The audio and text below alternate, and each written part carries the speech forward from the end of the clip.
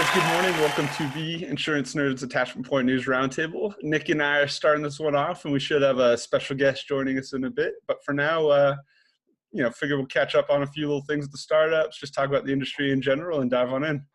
How are you doing this morning, sir? Well, it's afternoon for me. Oh yeah, that's right. So I have my iced tea. Oh, nice. It turned 50 degrees outside. There you go. So I think spring is finally here. Knock on wood. I remember in 1996, April 1. So as an April Fool's joke, Mother Nature dropped 3 feet of snow on us. So I think we've turned the corner. It seems like a lovely day. Was that when you're living in Boston or New England area? Yeah. There you go. Well, we're back in the high 50s here in Southern California, the low 60s. So we've gotten out of that frigid 40-something, 30-something summer. It's not 80? Winter. It's not 80 yet, no. There've been a couple of nice days, and then it gets a little gloomy again. But you can't complain about the weather in California. It's trouble. So, but no kidding. We're just catching up a little bit before the. Oh, sorry. No, I was thinking of you. If I can share the screen. Yeah. If that's okay. Block at the bottom. Yeah, I want to show you something. I meant to send this to you. Let's see, Google Chrome, share. Can you see that? Hey, there you go. Life is not always a box of chocolates. So this came. So I was reading the latest issue of Rough Notes magazine, and at the beginning. By the way, this is all mirrored to me. Can you actually see that, or is that backwards? So I got the whole screen. I'm reading it left to right. It's looking good to me, so it should be good on the recording. Okay, so that's good for you. If for those that are watching, Rough Notes has court decisions, and these are phenomenal. Like these are like every. I think this comes out once a month. Every month they go into like these really complicated insurance-related questions, and once I saw this one, I was going to send it over to you and Ben, but I wanted you to take a look at this because here's an awesome case. So this is like the new cyber, right? Here's a company where someone, I think they call this phishing, where someone got someone in the company to fall for an email, and they ended up wiring almost $20,000 to an unspecified bank account. The company filed a claim with their BOP policy. And if you go through it, it's just like every court kind of dismissed it. So this was something I wanted to send over to you because I'm wondering, is this something cyber would cover? Does this fall under this? And is this phishing? Am I labeling this correctly? I need to, it does sound like social engineering, which would be a form of phishing. The cyber included on a general liability or a BOP probably would not cover this, and that's why you end up with your more specialty products that would. They're a lot broader in range, but if it's just an additional coverage placed in the middle of BOP, I think there would be a lot of holes in it, and that's what this might have fallen into. Yeah. And then I'm actually surprised it's just $20,000 I got fished. To me, I feel like that company got off light, I would add it a zero and a comma. Lazy hackers. Like, why are this? I mean, the employee completely fell for it and thought it was the manager. As a matter of fact, it was from the manager's email account. It's crazy. So they didn't fall for anything. It was the employee literally thought the manager was asking them to send the money. And that's like, to me, that's a huge problem because that's not even like you fell for some wrong email address or website. It sounds like the boss is telling me to do this. No, that's where it's gotten really tricky. I remember back in the day, you could always just check the email if there's a long, weird link or if the homepage wasn't quite right. But now they call it spoofing, and it'll look exactly the same. There won't be any extra characters, whatever else. And the thing Joe talked about last week, which is kind of wild, is how on the larger phishing campaigns, how they'll watch for like months for an opportune time, establish patterns, and then hop in that pattern too. So what? From a cyber perspective, like what in the policy language and as in terms of bells and whistles, what would a monoline cyber policy, what are the type of tech ammo that they would kind of throw at a problem like this? Well, the other interesting thing is ahead of time, they maybe maybe even had a browser protection in place, and they may have been able to track the email as well and kind of guarded your inbox. Those tools are on some of them, like Paladin has that, Evolve has that. I'm sure plenty of others do. Those are two that are top of my mind. Whereas traditional policies a lot of time would just have data protection or, data loss. So they would cover the data like an asset and just the first party. Those more well-rounded kind of niche, especially cyber products, will cover the first and the third party issues. They'll protect the data coming in, then they'll help you cover things up going out. But yeah, if it's just a bolt-on, if it's just add cyber to X, Y, and Z BOP, or general liability policy, then I could see them having holes and this not being covered. So what is the holdup to get? So, I mean, it seems realistic to me that cyber would be monoline. It's sort of a new exposure. I think a lot of carriers probably want to carve that out from the rest of their portfolio. What do you think it would take to get that level of monoline quality cyber coverage into a BOP? And I'm just projecting here. I would love to be more of an expert. So I think historically, when you think of your computers and your assets, you think of servers, you think of mainframes, you think of an infrastructure that they're protecting. And so you'd have to back out the idea that the computer is this central thing that we own at an office that we use, and kind of push it forward into the liabilities associated with having a company on the internet, being in the cloud, transferring money. And that gets a lot more expansive. It's not a physical asset, it's liabilities, technology. I think an appreciation for the vastness of the thing that you're covering. And we had the head of cyber on from the Hartford, Craig. I think he had a good mindset about it. I feel like there may be a few less of the additional tools, but I could see their coverage being nice and expansive. It'll be carrier by carrier who's covering it, in my mind, right, and who's not. And it'll be a while, I think, before they add those extra tools. I think you're going to have to go outside the traditional carrier box for that, because I don't know how close they make those partnerships. Yeah, that's interesting. For anyone that's watching to this, first of all, you can get Rough Notes for free. So you can subscribe to the magazine and get it for free, which is cool. So it gets mailed to my house, sits on my kitchen table, and then when I have a free moment, I look through it, and let's see if I can bring up the rest of the court decisions. So they have all of these court decisions. So I just think if you're an insurance professional, you should be going through this, whether it's, in your, in your department or the type of product that you write or not. It's just really interesting to see, one, like it is because of these court decisions when Lemonade came out with Policy 2.0 that I laughed at it. I was like, that's a joke, right? Because it's already there. A couple things that really pop out. One is that lawyers will come up with any possible twist to try to show ambiguity in the policy language, right? Like it's amazing the kinds of things that they are successful in getting a jury to agree with. So you get to learn about that, and then you also get to learn about how judges think, how juries behave in some of these, and I think it's a really fast primer if you are moving into a new area to understand, a new product line or whatever. What might or might not be covered, how you have to think about that. And it's because of these court decisions here on Rough Notes that when we were creating our flood policy form, we spent a lot of time thinking about ambiguity and just being very crystal clear about this is the intent. This is what we mean by this. This is what we're trying to cover. This is what we're trying not to cover. And being very clear, because you learn from these, like just how ambiguous a lot of these policy forms are.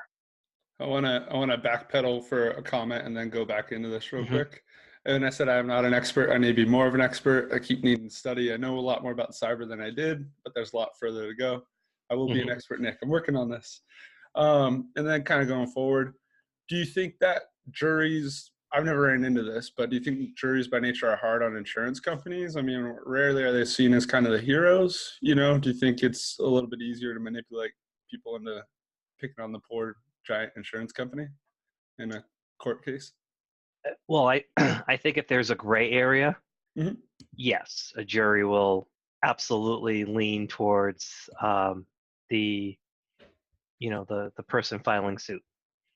So it's hard to say though. I mean, I'm not an attorney. Maybe we should have one on. Yeah, Someone that'd that be does cool. litigation to talk about whether you can get sympathy. Yeah. Get the jury to sympathize because the defendant is an insurance company. My guess is that's probably the case. Yeah. But you go through this, like life's not always a box of chocolates, and I don't think it ever got to a jury. It just looked as though like there's summary judgments. It looks like that it was the judge that basically made the decision for these, and the judge was very clear that it wasn't covered, that there was no ambiguity on this. And then there are others. It's just like, wow, who wrote that policy form? Yeah, you couldn't have been more ambiguous. I'm not surprised if it was just an added line on a traditional policy, without getting into the specialty ones. Yeah, it makes sense. Yeah. Is there anything like, is sort of like your flood policy versus maybe let's call it FEMA? What would be covered, how it'd be covered, what layers, what would the kind of parallels be? Yeah. So, well, we're broader. And so part of the, I guess, anticipated legislation that's coming out for, whenever they finally get to the full renewal of the NFIP, will be they'll allow the private market to come in. They will allow lenders to accept private market paper. So it doesn't have to be NFIP, but there are some caveats. It has to be a licensed insurance company. It has to be the policy for the lender to accept. It has to be at least as broad as the NFIP. So we did have to go in, like we had a cancellation notice. I think traditional is 30 days cancellation notice, and I think the NFIP is 60 days. So we had to expand ours out to 60 days to match that. So at every critical point, we have to be as broad. So there are certain coverages in there, like loss assessment, expenses, just certain things like that, where you have to be as broad as the NFIP. So we are. And we have loss of use coverage, which the NFIP doesn't have. We cover basements. All you have to do is the NFIP doesn't really cover basements. I mean, they'll cover if you have stuff in the basement, they'll cover. They cover real property, like the actual building element. So like a hot water heater, boiler. Those kinds of things in the basement. Your sweet stuff that would be in the basement. As a West Coaster, I think I have an underappreciation, but an idea. I feel like that'd be like the equivalent of the garage attic, like old notebooks and like records maybe, and I don't know. Well, in New England, like everyone has a basement. Yeah, some sweet man caves down there. So my father-in-law literally has a man cave. That's awesome. So when he built the extension to his house, they had him drill a hole through the foundation. So he's got a circle. Oh, that's cool. He actually crawls through, and on the other side is all of his stuff. It's just literally a man cave. So when my son goes over, he's always like, "Let's go down in the cave. Let's go down in the cave." He thinks it's the greatest thing in the world. Yeah, that's awesome. And that's where like he's got all of his lure. Yeah. Where he ties his lures, and he's got it like his workbench to get set up that way. That's cool. But yeah, so the NFIP is basically the base level for flood. If you're worse than the NFIP, that's really bad coverage. It's not a friend of yours. Because the NFIP doesn't really, to me, it's not even really, it's not real insurance. It's like fire insurance out here, like the bare minimum when you can't. I had to use that once for a house that was built in like 1911, like original wiring, never touched, Los Feliz. Had this like 90-year-old couple in it that they're just trying to like stay in the home, until whenever. So that's like that's the California Fair Plan, right? Yeah, exactly. You get like a bare bones fire policy, which I hear from from sources that because of the wildfires, California Fair Plan's expecting to get much bigger. Oh, interesting. There'll be a lot of homes, but we have the same problem here on the East Coast. So the homes are older, so you have a lot of 19th century homes, early 20th century homes that have knob and tube wiring. Yep. So I think that in the Massachusetts Fair Plan, like 30 to 40% of all the properties in that Fair Plan are Cape Cod homes. Yeah. And it's a combination of they have wind exposure, and they're old. They're like really old, dry wood frame homes that have knob and tube wiring. So they're massive fire risk. Are people kind of house rich sometimes, or they've inherited these things, but they may not have the wealth to knock it down and rebuild it or something? Sure. They love where they're at, but I think it's a little different in some other parts of the country, but like in New England, there aren't a lot of like resort-ish coastal communities. Most of the coastal communities, they're cottages, they're beach homes. They weren't, there's not a lot of TLC that's given to them, and they do get passed from one generation to the other. So the wood that's inside is like really dry, and there's not a lot of upkeep. It really depends on the area. I was giggling at the it's not all a 3-story like blown out Southern California fake beach blonde weird kind of fake people. Nothing like that. Yeah, I don't know. So you go to places like Laguna and Newport Beach, and they're mansions, right? They're like, it's a resort almost. Yeah, and that's all the way down to San Diego, really. Yeah, it's kind of but here like I live 5 miles from the ocean, and so when we go down there, the first homes we see are like these little dinky single room huts. Basically they're just cottages. There's nothing in them. I don't even think they have electricity. That's funny. They're there for people just to kind of like hang out in front of the water and sleep in. You can't cook in there, you can't do anything, and it's like a bunkhouse. But there are a lot of those in New England. They're just there's some really wealthy communities that have more of the mansion style that you would expect. But I would say for the most part, it's not like that. These are older homes, wood frame, and they were probably built a long time ago and just get passed down from generation to generation. Nobody really wants to spend the money to upkeep it because they only use it in the summertime. Well, and this kind of, to get a little bit more global on it, this is why insurance is a 50-state product and not a one nation kind of set of rules.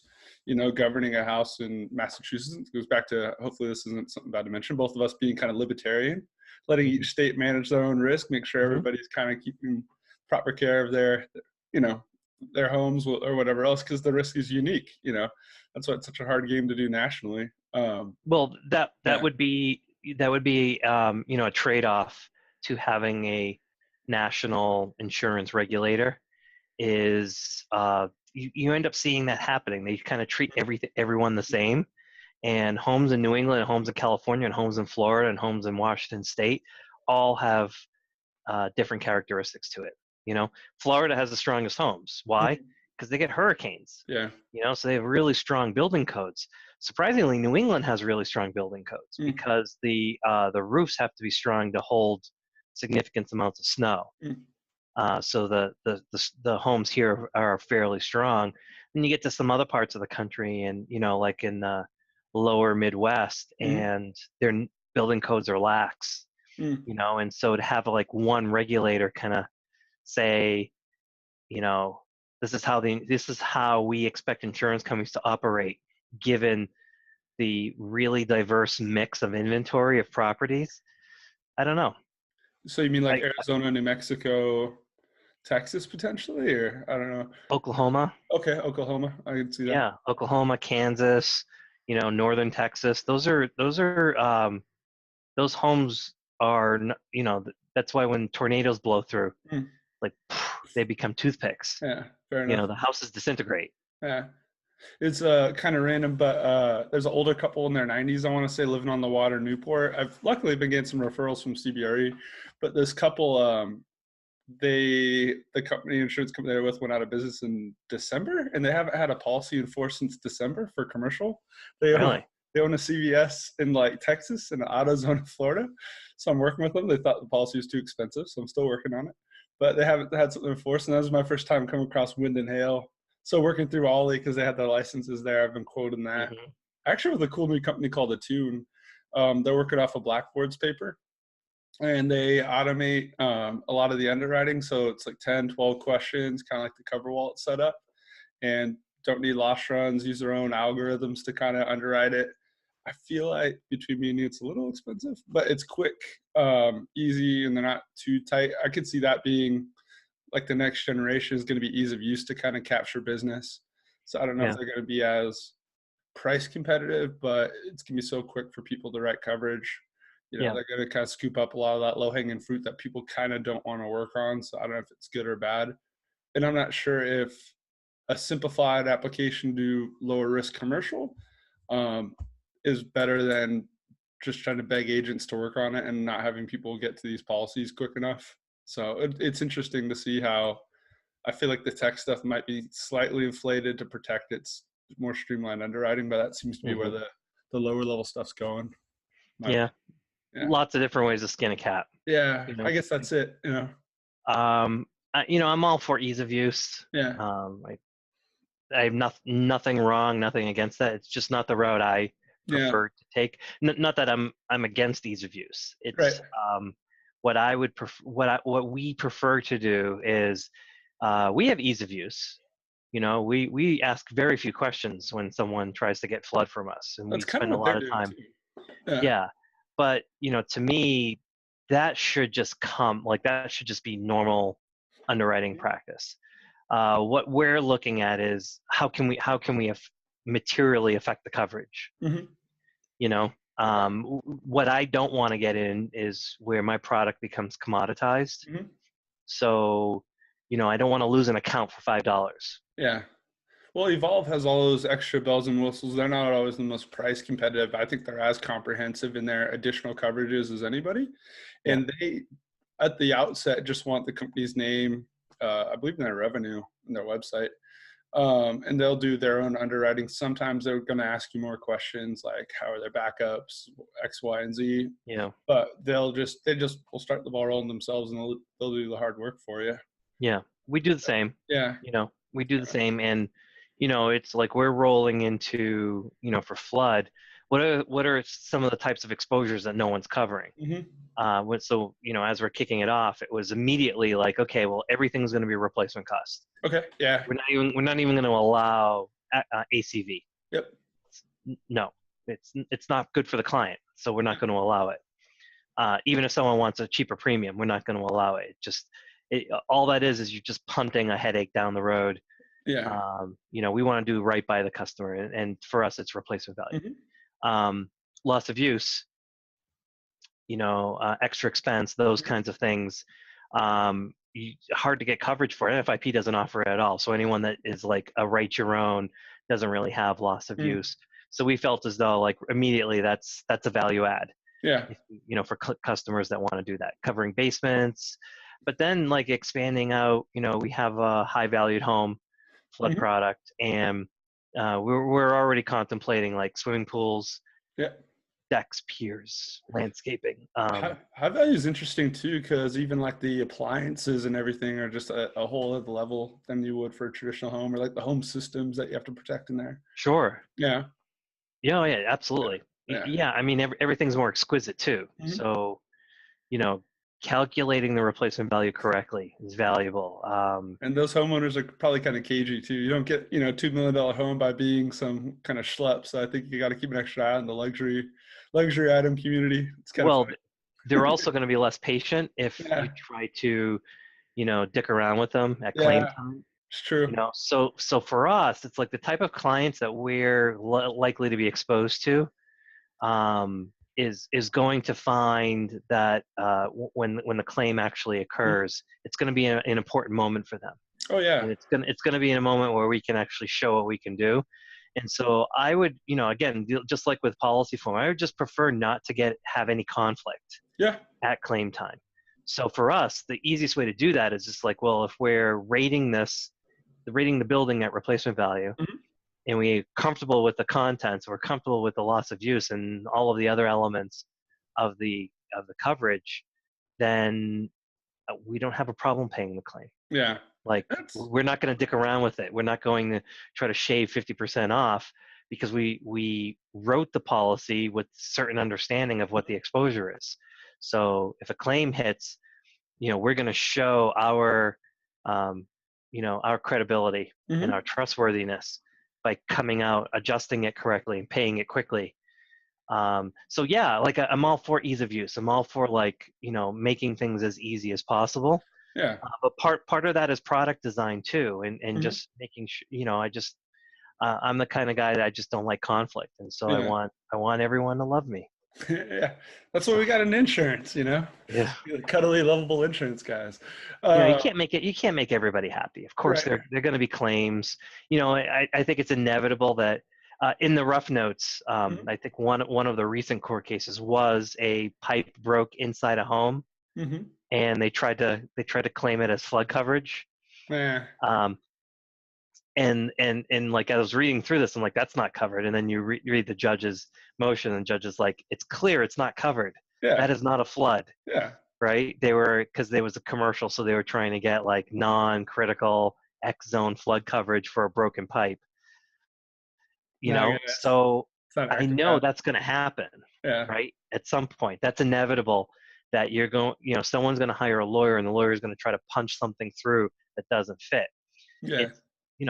We'll fight what needs to be fought, but other than that, we want to be very clear about what we're covering, so when a claim happens, we just pay it. Yeah, you're not trying to buy the market through cheap policy, and I don't think easy has to be synonymous with like cheap. And it shouldn't be. Yeah, it's whatever the risk is. Yeah, and if you're you're in California, right? It should be easy for you to buy earthquake coverage, right? That doesn't mean it's going to be cheap. Right. Like there's a real risk there. Yeah. Oh yeah. Especially if those policies are ever actually used, there's going to be a lot of people knocking on the door to get those policies paid out. You're going to have deep coffers to make that thing work. Yeah. Unless, like you talk about a flood, you have it in on every policy is like a lower rate, and you just kind of flatten it out that way and bring down the risk, for the insurer, bring up the coverage for everybody. I mean, that's what I prefer. That's where we're going with this. We think flood should be standard peril. Yeah. And you do get some economies of scale by doing that. Monoline coverages that have to be more expensive. Well, and then bringing it back full circle, kind of from the start of the pod, having the cyber bolted on, but being a lean version, versus having it be a standalone that's more robust and maybe have a bigger price tag but do its job. It's hard, finding that balance, between. Well, there's a big education sales element for you, right? Because you could be approaching a business that says, "Oh, I have cyber coverage. It's on my BOP." Not really, right? And it's like you need to, it's a challenge, right? Whenever someone, that's essentially an objection, and that's a challenge for you because you need to overcome that without offending the person that's telling you something. You have to tell them they're wrong. Right. And there's a very subtle art to that. But yeah, I agree with you. I think that's the point of monoline coverage. Monoline coverage is where you don't want to infect other books, right? Other capital that you have set aside. So you want to basically you want to segregate that business and keep it away, sequester it, right?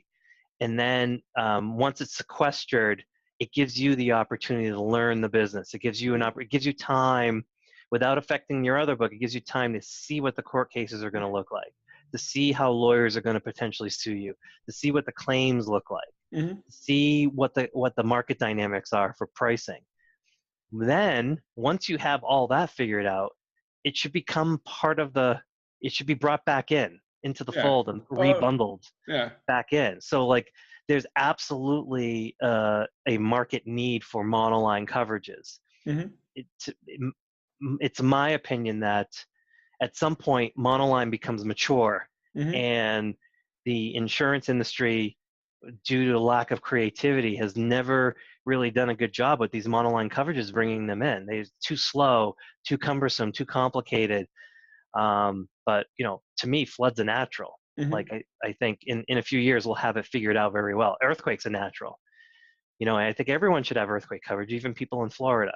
I think cyber, once we start understanding it better and they start understanding policy form, court cases, claims, everything like that, that can be brought back in and added to the liability of a traditional P&C policy. I wonder, and I don't want to hold you too long. I think we're coming close to our 30. Mm-hmm. But if a company like a Farmers or a State Farm or a Captive, I feel like they're already not always the most price competitive. Sometimes they're really good if you've had them for a while.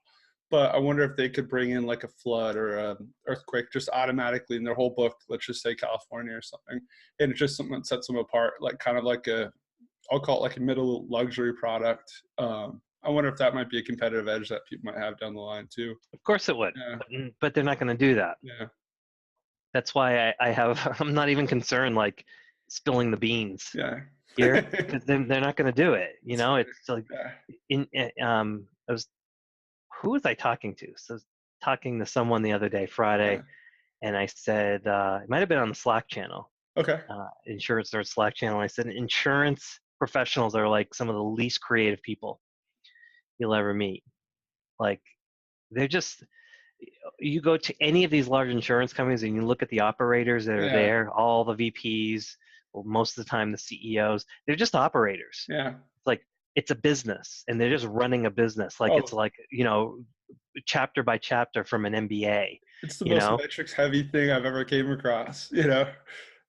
So like these are not creative people, and the product design teams reflect the executive team. And the product design team, they're not going to stick their neck out. They're not going to do anything to set them apart, And so I recorded a podcast Friday, and I was talking exactly about that. You want to be the needle in the haystack, not the haystack. You have to differentiate yourself. That's the only way you're going to get that attention. Otherwise you're just a haystack, just like every other haystack. No, it's super interesting. And it's, for myself, building a brokerage right now, it's that balance of the traditional, just starting to get some policies through the door while still looking for competitive advantage with something like cyber. And I think for you, and that's the advice I gave you a long time ago was, listen, if you approach someone and you're trying to get their auto or homeowner's policy, that's tough for you, because they've probably had an agent for a very long time. I mean, how can you really wedge yourself in? How can you really differentiate yourself? You walk in the door and you become a cyber expert. I mean, I'm an insurance expert and I don't know anything about cyber. No, you're good in there. So, and you're teaching me about it, but you have to differentiate yourself. You have to become a subject matter expert in that niche. And then once they give you the cyber, then it's easier for you to say, why don't you just give me everything, your auto and your homeowner as well? Well, especially cyber California with CCPA coming up. And then I mentioned too, the defense budget the other day, cyber being the largest portion of that, it's all coming. So I need to lean into it. Completely. 2 weeks even from now, I should be able to say I am a cyber expert. My hard part is I always get harder on myself. The more I know I don't know. And the more I'm like, all right, I got some. That's good. That's that learning curve where it's the most dangerous is not knowing what you don't know. Right. The most dangerous. And I got an idea of the ecosystem of like what I get in the stack, and I feel like I know the data in, the user, and the liability out, but the underlying infrastructure and how the systems work, that's the next kind of layer. Good. Good. Keep the audience. It'll be between you and me on the internet, but we'll keep the audience up to date on that. Anybody who's made it this far, I'm looking at hospitals, specific niche cyber. Look for specific niches. I think it's easier to make an argument. But so that's the reward. We should get like a cyber flood dual peril policy. For all those giant server farms that are like water cooled in the middle of America that are actually running America. Yes. Yeah. You probably don't need on your cyber coverage, just because if they ever go down, we always joke, if Google or Amazon goes down, we have bigger problems. Probably. So, yeah. All right, sir. I'll let you get back to the day. That was fun. Okay. Yeah. Awesome. Later, insurance nerds. Talk to you soon. Bye, everyone. Cheers.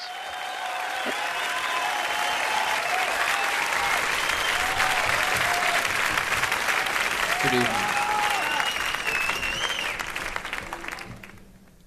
is off our first record.